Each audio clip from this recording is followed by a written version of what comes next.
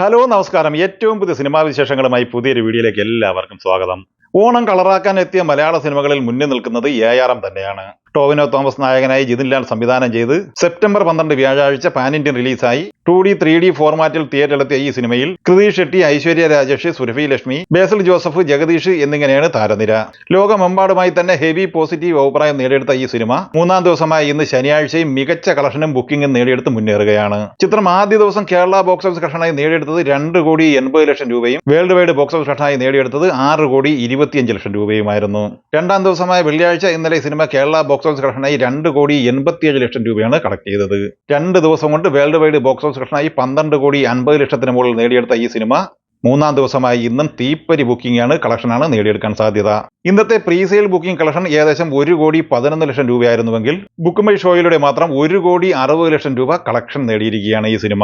അപ്പോൾ ഇന്ന് ശനിയാഴ്ച ഈ സിനിമ കേരള ഗ്രോസ് കളക്ഷനായി 3 കോടിയിലേക്കുള്ള കളക്ഷൻ ഉറപ്പുവരുത്തിയിരിക്കുകയാണ്. ആദ്യ 3 ദിവസം കൊണ്ട് തന്നെ വേൾഡ് വൈഡ് ബോക്സ് ഓഫീസ് കളക്ഷനായി 18-19 കോടി റേഞ്ചിൽ ഈ ചിത്രം നേടിയെടുക്കാനാണ് സാധ്യത. ഓണം റിലീസായി തിയേറ്ററിലെത്തിയ സിനിമകളിൽ ഹെവി പോസിറ്റീവ് അഭിപ്രായം നേടിയെടുത്ത മറ്റൊരു സിനിമ കിഷ്കിന്ധകാണ്ഡമാണ്. ആസിഫ് അലി, വിജയരാഘവൻ, അപർണ ബാലമുരളി, ജഗദീഷ്, അശോകൻ എന്നിങ്ങനെ താരനിരയുള്ള ഈ സിനിമ ദിൻജിത്ത് അയ്യത്താനാണ് സംവിധാനം ചെയ്തിട്ടുള്ളത്.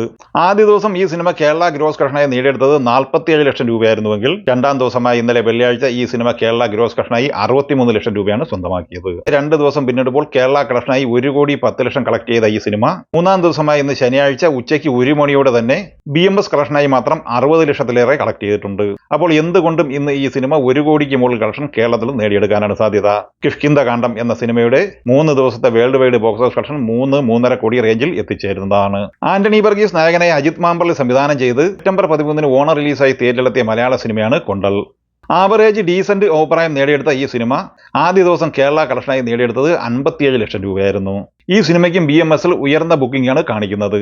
ഈ സിനിമ ഇന്ന് ഉച്ചയ്ക്ക് 1 മണി വരെയുള്ള റിപ്പോർട്ടുകൾ പ്രകാരം 40 ലക്ഷത്തോളം രൂപ BMSലൂടെ കളക്ട് ചെയ്തിട്ടുണ്ട്. അപ്പോൾ ഇന്ന് 80 ലക്ഷത്തോളം രൂപ ഈ സിനിമ നേടിയെടുക്കാനാണ് സാധ്യത.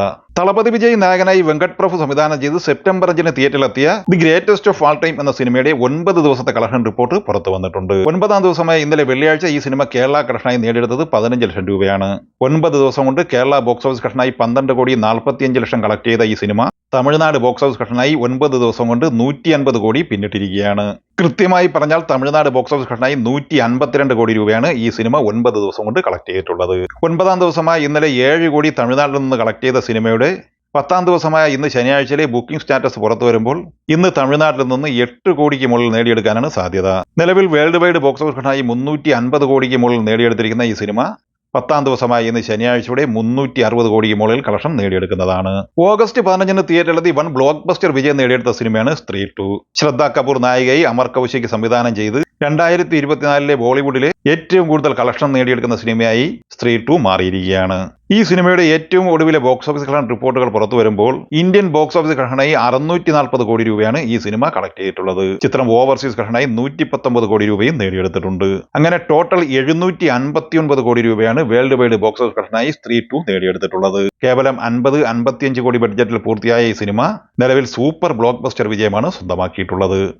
അപ്പോൾ ഈ 5 സിനിമകളെക്കുറിച്ചും വീഡിയോ സംബന്ധമായി നിങ്ങളുടെ അഭിപ്രായങ്ങൾ കമന്റായി പറയുക. വീഡിയോ ഇഷ്ടമായ ലൈക്ക് ചെയ്യുക. നമ്മുടെ ചാനൽ സബ്സ്ക്രൈബ് ചെയ്യുന്ന കാര്യം കൂടി പരിഗണിക്കുക. വീഡിയോയുടെ നോട്ടിഫിക്കേഷൻ ലഭിക്കാൻ ബെല്ലൈക്കൺ കൂടി എനേബിൾ ചെയ്യുക. പുതിയ മറ്റൊരു വീഡിയോയുമായി വീണ്ടും കാണാം. എല്ലാവർക്കും ഒരിക്കൽ കൂടി നന്ദി, നമസ്കാരം.